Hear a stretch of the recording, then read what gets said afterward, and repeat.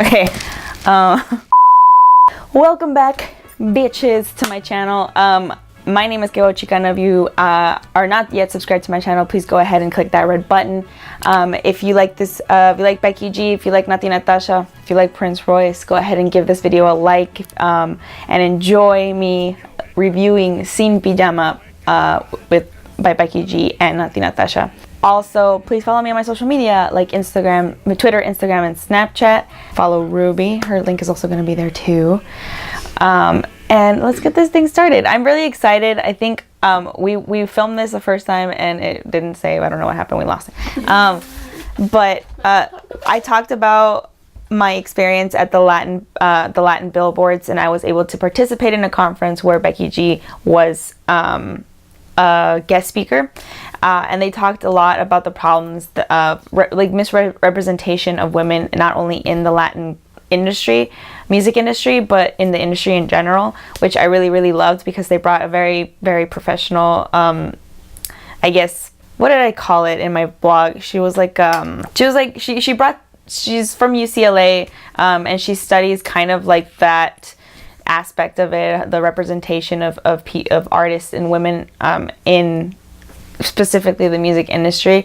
So it was very professional. She brought her statistics. They did a PowerPoint. She explained what the statistics were, and it was very disturbing to see exactly how little representation we have in the music industry, and looking at it in the big picture, how little representation we have just in general as women.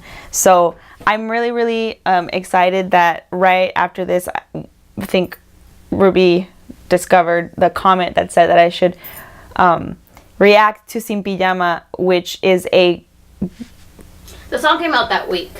Pretty much, a lot of songs came out that week, which I was really excited about, because it came like it was like part of the whole movement that they said that they were working on. Because during the Latin billboards and after the Latin billboards, for example, things like Sin Pijama came out, and then things like Dura came out, which the Dura remix came out, where also Becky G and Natti Natasha were in with Bad Bunny and obviously Daddy Yankee. So I think what really shocked me the most was that during that whole time, and even after, they really did boost it up. And it was true, because I was watching a talk with Natti Natasha and Becky G, which I loved what that Becky G said.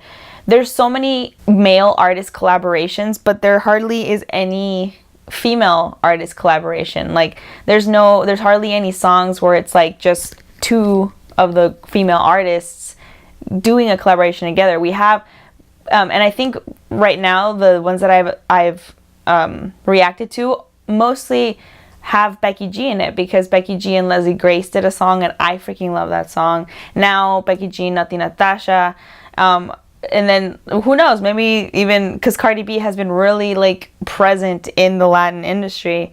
Yeah. So I'm freaking excited. Maybe she will do a collaboration with the female artists, which I really hope she does. But anyway, she did it with J-Lo. True. Two female artists. Start. Yeah. So yeah, that's my little mini rant about it. We'll talk about more after, but we're going to be reacting to the music video of Sin Pijama. I've only seen this once and I really don't exactly remember. So I probably, I know the song because I've been hearing it for freaking weeks. And this song is about, now that I know what it's about, and I can concentrate specifically on the music video and see like things that I missed last time. So I'm very excited about it. So yeah, let's get this thing started. Okay, Prince Royce cameoed in it. Awesome. I love him.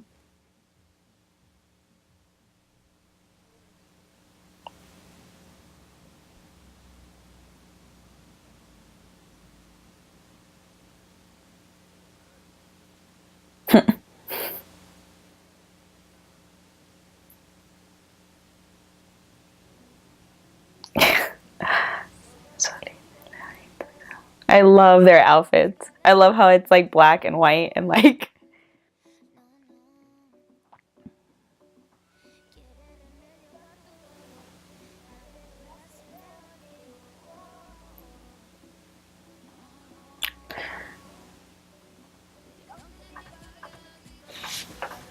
I love Natti Natasha's voice. Like, she has such a rough, like, deep voice. Not deep voice, but like, yeah, I know. you know, which, like, helps with her rapping because her rapping's like, whew.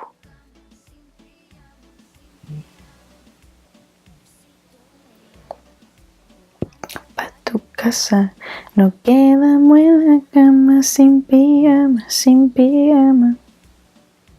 Vuelva a contarte mi secreto a tu almohada. Mientras tanto hagamos video de amada.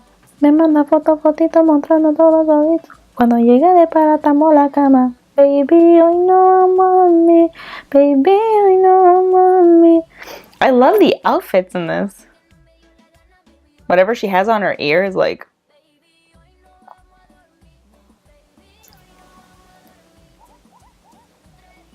This is the first time I've ever seen Becky G like super, like dressed super sensual, super sexy. And she actually, like, when she was doing the talk, she was like, that's the first time I've ever done anything like that. Like, dressing that way I did. And I was like, yep, I agree.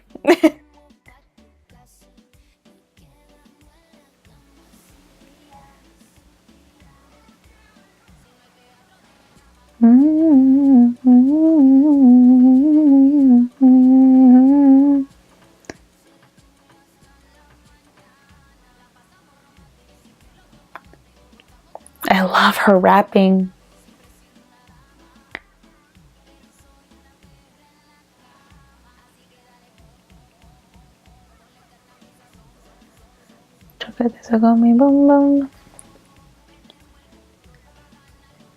Así que dale pom pom pom pom pom, ponle fuego a mi sazón, son. Chócate eso con mi bom bom bom bom bom, espero tu gol, vente, dame el gol. I thought the colors were good too. One's white and one's black.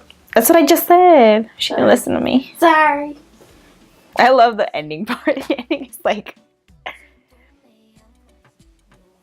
I'm still mystery. Forever mystery is like, does she have colored eyes or she's straight up just wearing contacts? I want to know. I wonder if they change color. Maybe. Like maybe it's like hazel or like some kind of color that changes a bit.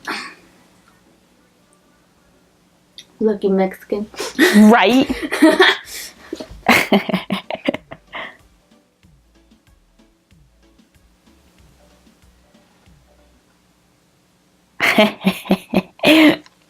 Yeah, the second time around is even better.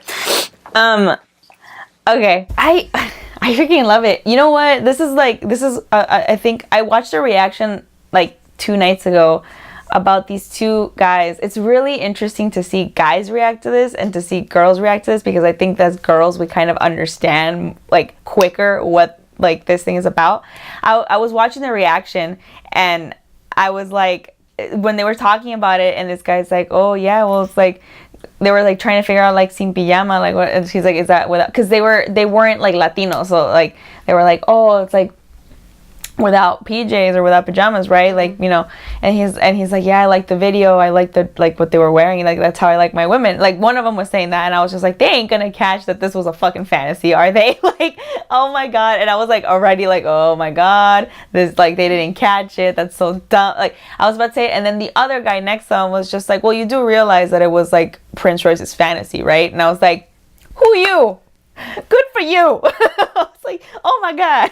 And then the other guy was just like, what? And then the guy's like, yeah, like that's why at the end they had like the masks and stuff, and like it was just like his fantasy, like what he thought, like what they were doing and whatever, but compared to what they were really doing. And I was just like, good for you, pat on the back for you. Like awesome. And that's true. Like this music video is not sexualizing, like objectifying anybody, because Natti Natasha and Becky G are making fun of the fact that this is what guys think that entails a fucking sleepover. Like this is pointing out the obvious, that boys have this like really over the top ridiculous fantasy of what we do when we're doing a girls' night out, when really all we fucking do is eat junk food and like put on masks and like be lazy and fucking watch movies and shit. Like that's what we do. Like we're not like undressing, like we're not like half undressed and shit. It's like it's just us like relaxing and trying to be ourselves, which is really hilarious. And I think I said it last time when we filmed this, I love how Prince Royce puts himself up for this, because he like puts himself up as like, he represents like the guy that's like having this really dumb fantasy. And it's really fun because a lot of people portray Prince Royce as this kind of like player or whatever, but in reality he probably is one of the few artists, the few male artists that really, you can say, that really does respect and knows what it's like, and like the double standards that we have as women, because he came from a single like parent household. He came, like, his mom was a single mom, and he was surrounded by his mom a lot. He loves his mom a lot, and he kind of sees her as this, like, how do you say it? Like this provider. So I think he's, whether or not maybe he's like, because of fame, he's become like a sort of a douche or something when you meet him. But I think what we need to remember a lot of the time is that he does have an understanding of how hard it is sometimes for a woman to live in this fucking society, because yeah, I hope. He's seen like he's seen his mom struggle. He's seen his family. Like, I think what I've noticed a lot in strong male artists is that most of them do come from a very women-centered life, especially like Prince Royce, because he grew up in New York in the Bronx, which is if everybody knows, I mean, you know what the Bronx are, right? Like they're a really shady part of New York. Yeah, their version of they're like Bronx is like probably like Compton here or something, or like Boyle Heights or East LA, like, you know, our version of that. And he comes from a very like hard life, and he comes from his like being only with his mom, you know. So I think it gives like that kind of man a different perspective, which is why he's totally okay with putting himself up for this and cameoing this and be like, okay, I'm gonna be the guy that I'm gonna represent the fucking like guy that has this stupid ass like you know, fantasy. I was watching a talk with Natti Natasha and Becky G, and they talked about literally everything. Becky G always loves to bring it up, and it's the double standards and the lack of like of kind of respect that they have for that women. Because I think one of the things that I like that she said is that a lot of people don't see the what's actually happening, is that it's the industry that's screwed up, and sometimes not even the actual artist. Because she says J Balvin, Ozuna, Nicky Jam, like all of the big male like reggaeton artists right now is like you wouldn't guess, but they actually treat Becky G, Natti Natasha, Leslie Grace, like all of these like strong women artists like equals. Yeah. It's the industry that puts them against each other. And I think that's what I love that Becky G said, is that if you see us in like a regular setting as artists writing songs, you know, like doing like making music, all of our male counterparts treat us as equals. They respect us as artists. It's the industry that kind of makes it seem like we're and it's worse because they pin women like female artists against each other too. It's like this like trend that they have. And they also talked about like sexuality, like where Natti Natasha prefers to chase the boy rather than like being chased. It's like this, like, she's like, a lot of strong women love challenges, and like when a guy comes up to me and like starts flirting with me, and it's like, oh, can I have your number, you look so, I'm just like, ugh. Like, I don't want to do that. And I was like, I want to chase you. Like, let me chase you, like, I got you. And I love that about her. And I think watching that talk, it was just like, oh my god, like, I love this woman, I fucking love this woman. And I started like going on this kind of Natti Natasha craze, which is how I found Criminal, which is another song that we're gonna do a long time ago. Oh, my bad. You tell me a lot of songs. Which anyway, that's for another video. But I think I love videos like this. Like, I love videos like with like Sin Pijama that kind of open up this dialogue of. So in the lyrics, are they saying that? Like, what are they saying? No. In the lyrics, it's a very it's like a legit sexual, like talking about like having like sex with somebody. But the way that they're saying it, if anybody notices and anybody hears a song, it's a woman owning her sexuality and owning her right to have sex with somebody. It's not someone is making her, it's her deciding, yes, I want to.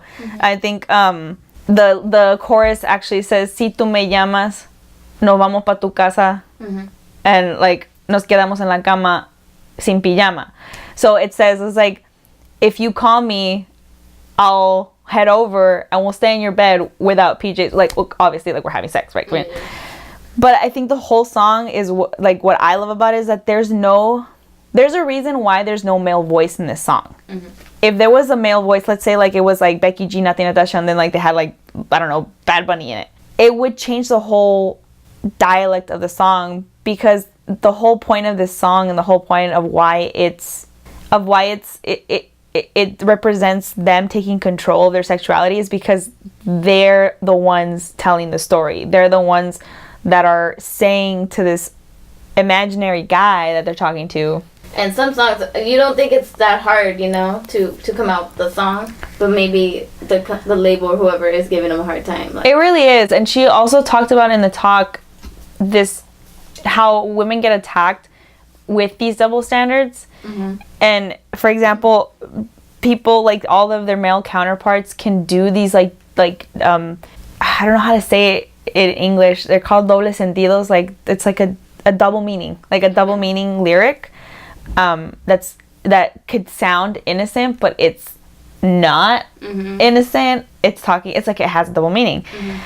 So she was talking in the talk about her doing a performance of Mayores in Spain, and them telling her not to say the line, que no me quepa en la boca los besos que quiera darme, like, que no me, like, que no me quepa en la boca los besos que no quiera darme, which in reality it says, what's the full line? It says, a mí me gustan más grandes, que no me quepa en la boca los besos que quiera darme.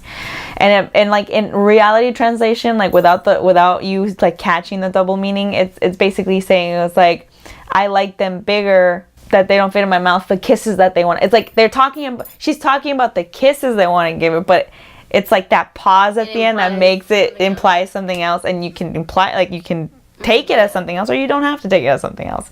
But she was like, they were telling me not to sing that line because tenían groserías, which basically means like, oh, it had like bad words or whatever. And then she literally was just like, where in the song do I say any bad word? And I knew she's like, I knew what they were talking about. I knew exactly what line they were talking about, but I wanted them to tell me. And then they told her, and I was just like, where in the song is that implying what you guys think it's implying? I'm talking about kisses in the song. It's like, what did you think? Like, it has, like, she knows that it has a double meaning, but she's just like, it depends on how you take it. And even then, she like called out, I think it was like Enrique Iglesias or something, that he has a song called El Baño or something like that. And he's just like, you really think El Baño is about going to like pee in the restroom? Like, no, it's about having sex in the restroom. Like, it's like, and they don't tell him stuff, like he gets to perform it, whatever. It's like this like frustration that she has, that she's just like, we always get shit for letting people know we are sexual beings. Like, even though we're women, we do go through the same experiences that guys go through. We have sex, we like have intimate moments. I think Karol G said it best in like the panel of Latin Billboards. It's like, you know, the only thing that they ever concentrated on interviews, like, they didn't want to talk about my music, they didn't want to talk about my success. It was like they literally went straight for talking about this song that was apparently really like, ooh, like it was very like racy and I was like, that's what my intention was. Like, I don't understand what the problem is, you know? So I guess, like, I love that they're bringing up the topic with it. Exactly, and they're talking about it like you don't realize that happens. No, you don't. A lot of it's very scary how if you put a woman being interviewed and a man being interviewed, the questions and the different questions that they get, it's very double standard. It's annoying, and I can see how, especially because we only see a partial. Like, we can see it split up, like, in interviews, but they go through, like, interviews back to back to back, so of course they're going to notice. Of course they're going to notice, especially if they have, like, a male counterpart. Is that the thing that happens in English music, like, for girls? Oh, definitely, yeah. You know what? Miley Cyrus, perfect example. I'm not a fan of her for different reasons, but sexuality wise, I'm very proud that she owned that shit. She went through her stages and she went through her like just transformations and whatever. But when she went back to being like this, like when she came out with that one, what's it called, that one song, the Malibu? Yeah, that one. When she came out with Malibu and she was like the way that a lot of magazines or like articles described it, she was back to the old Miley, she was back to the good Miley and whatever. And I was reading these articles and I was like, what makes her the good Miley? What makes her the old Miley? Like, I don't understand, right? Because the whole banger situation, like image wise, she literally was just owning the fact that she's sexy. She's got a sexy body. She was okay with being older. Exactly. She's getting older. She's getting more mature.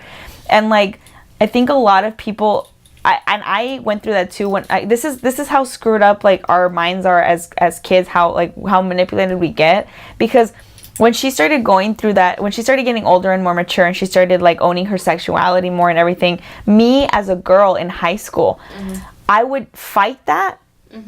And because I was uncomfortable with this whole image she was having, that I would actually have the audacity to say like, well, just because you're mature doesn't mean that you have to take off your clothes. Like, I would say that, and I realized, I was like, wait, what the fuck is wrong with that? Girl, like, I was uncomfortable. Exactly, because we're shamed about showing our body, because the whole, like, it's like this whole big thing, because it's like the rape culture and like catcalling and like shit like that. So like we're trained at a very young age to believe that if you show more skin, you're less worthy of respect. And it shouldn't work that way. It should be like, whatever I wear, whatever I show, my body is not yours to touch unless I say so. Like, it's my body, so when I say you can touch it, you can touch it. If I don't say it, you respect me as a person, whatever the fuck I'm wearing. Like, that's how it should be. So when I got older and I saw like all of like what I used to say and what I saw like all of her transition I'm very proud of her, because she took a lot of shit for that. She took a lot of shit for like for being mature, for wanting to show off her body, to like. But we got a wrecking ball out of it. Like a wrecking ball. She got so much shit for that too. But the original question was, does that happen in the English industry? Oh yeah, and Miley Cyrus can attest to that, because she went through that shit so much, and I bet you anything like, she's still going through it. The song Can't Be Tamed was like, exactly, it wasn't even that bad. Not even Can't Be Tamed. Party in the USA, because she was wearing mini shorts. Oh, like, really? Yes, like when she filmed that music video, and she was wearing like the short, like what I'm wearing right now, like short shorts and boots, and she was wearing like this. I don't even. It wasn't even that revealing. And she was just like, oh my God, she's wearing mini shorts. Like, oh my gosh, she's showing skin. That's such a, like, I remember one girl in our class when we watched it, she was just like, wow, like, she's representing us. That's such a bad I was like, why? I was like, she's a good singer. She's from fucking Nashville. She's from like the Americas. Like, what she's got a, like, what's wrong? Like, I literally sat there and like my mind was fighting my opinion on this whole Miley situation with like, when someone says something like that, I'm just like, but why? Why is it a bad representation? It's not like she's like, I don't know. Like, it would be more offensive to me if she was like burning the fucking flag, like on a like music video. Like, that's more offensive to me. Whether it's Latin or English industry, it happens, and there's a double standard. And I think Sin Pijama is like the perfect song right now in this era for Latin industry to show women, like older women that are having trouble owning their sexuality, to say you can still own your sexuality and be sexy and feel sexy and wear this thing without being afraid of being shamed for it. It's like, because if you are shamed for it, you can just be like, I don't know what your problem is, but I can do whatever the fuck I want with my body. It's like, and if you don't have enough respect for me, whatever situation and whatever like I'm wearing or whatever I'm doing, then you're the one with the problem. You're the one with the lack of respect, and you're the one that needs to learn how to actually respect someone. Because you can't say, oh, I'm a very respectful person, and then go and like shame somebody that's having wearing a crop top. Then you're the problem, not me. Yeah. Like, you know. I love this song. I think you guys should go check it out. Go and support like Latin women. I think it's so great, and I can't wait for more like women collaborations. I'm just bring them on. Like, yeah. But thank you guys. And I like how slowly Latins getting more into the Yeah. U.S. stream. Exactly. I think it's a long time coming, man. Like this has been my life my whole time. I'm just like, hurry the fuck up! You guys need to realize how fucking amazing this song, like this music is. But whatever. Anyway, go ahead and go and check out Sin Pijama, guys, by Becky G Natti Natasha. The link of that video you talked about. Yes, I'm gonna leave a link of this music video and the talk that they had with Vevo. Down below, and I hope you guys have an amazing day. Thank you guys for watching, and I hope to see you next time. Mexicana Americana out.